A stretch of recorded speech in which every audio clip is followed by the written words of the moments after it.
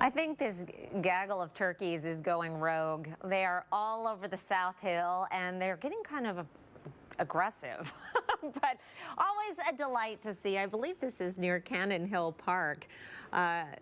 They have no concern about running out into Lincoln, but boy, what a treat to live in the Northwest. Your forecast first for tonight.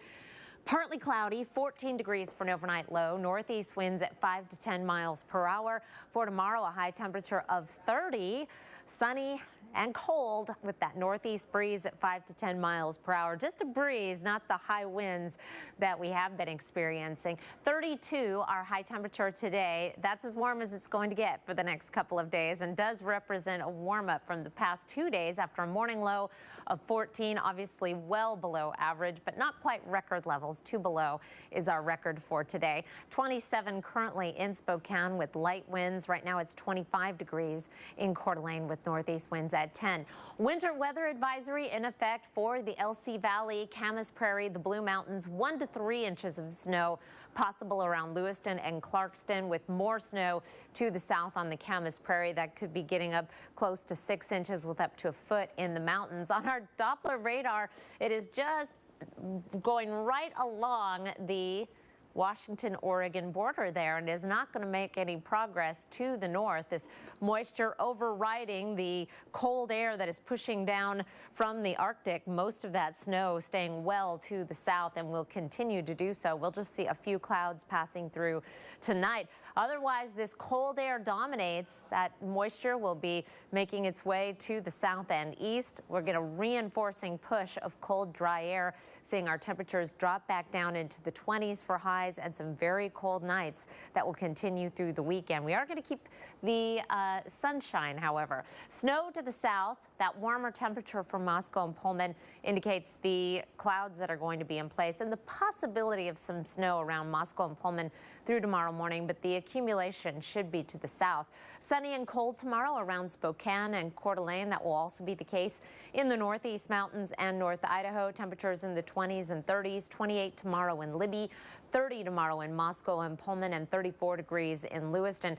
Around the northwest, we'll keep the wet weather, rain for Portland, snow and rain for Boise, but then dry as we head further to the north. Here's your 7-day forecast. Sunny and breezy. Snow staying to the south tonight and through tomorrow morning. Another shot of cold air in the forecast as we're down in the 20s for Saturday and Sunday, with overnight lows getting awfully close to the single digits.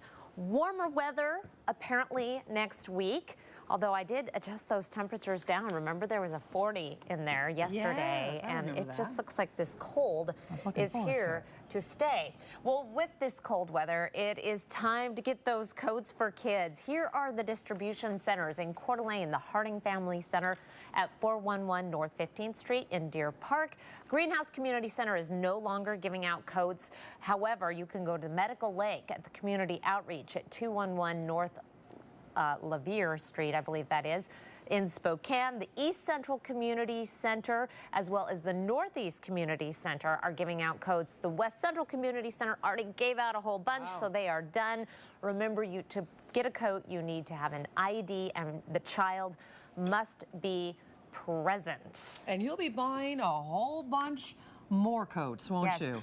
We had an updated coat account real quick, over almost 13,000, but I'll have a final number soon. That's a huge number. Yes, and you'll be buying more coats, so that number's going to go up higher. Oh, that is true. Because we were part of a charity craps tournament last night at Northern Quest Casino. You came out the second top winner last night. You did really, really well. $1,700. Well, you were in the top 5. For kids.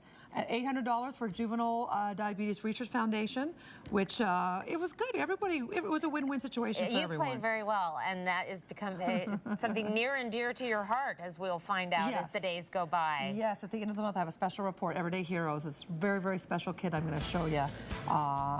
Carson McGee. Yeah, it'll be a fun story to do. That comes at the end of the month. Well done.